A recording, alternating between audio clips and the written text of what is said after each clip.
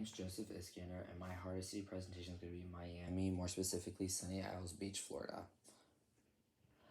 So, as we can see with current data, the population size is 22,795, and this area is about 1.78 square miles. And the average price per square foot here is about $577, and according to just US average, that's about 4 times as much. And it's not surprising that the median property value, which is $827,156, is about $400,000 more than the median property value of the US. And this area is very well known for tourist attractions and vacationers because it was estimated just last year there was 1 million tourists that visited here to experience the city life, the beaches, which is pretty big. So a little bit the history of this area. A man named Harvey Baker Graves in 1920 bought this area, and he wanted to build a huge oceanfront city, and he wanted to call it Sunny Isles, the Venice of America.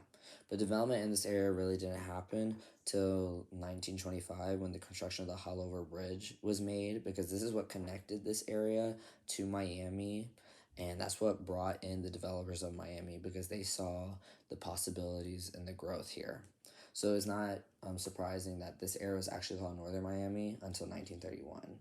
So as I explained about development, this area was growing, especially through the 15s and 60s. There was about 30 motels here, and they called it Motel Row. And what was really fascinating was that during this time, Sunny Isles had the first ever in America a 2-story motel, which just exemplifies the development and the like foreshadowing what was to come. Because around like the 70s to the 80s, there wasn't really mass development happening, but it was really the 1990s what really started that inertia of development, because the city approved of the building of Ocean Towers, and that building is what brought in many developers because they saw the economic prosperities that would be Sunny Isles Beach through seeing how successful that building was. So, as you can see here on the right, this is like the building, and this is a picture I have because I used to come here as a child because I had family who lived here. And growing up, I really didn't know how expensive this area was. All I just knew was everyone here was rich, but I didn't know how rich. And it's just really cool to see how, coming here from 2005 and just seeing it most recently, just how big it has become, and seeing all the new buildings, and just seeing how like one unit is in one of the buildings is about $6 million on like the 3rd floor, so that's pretty crazy.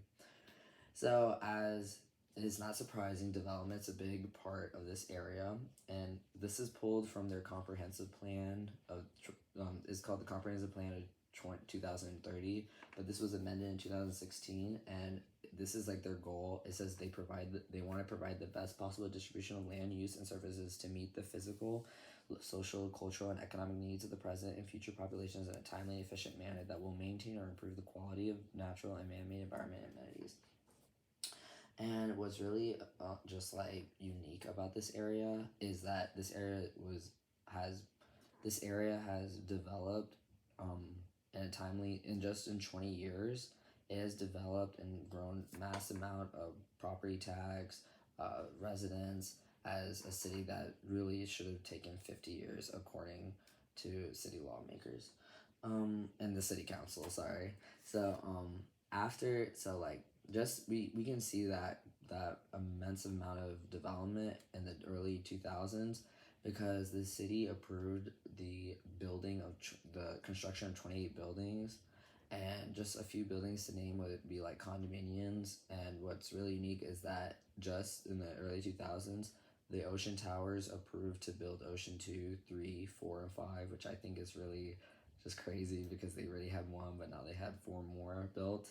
There's also hotels built like the Doubletree, Aquilina, and we also can see like development here was really growing with the Ocean Towers, but Trump Tower Corporation came in, and there's about there's 2 or 3 buildings with that, and then the approval of Oceana Towers really like was jump starting this development.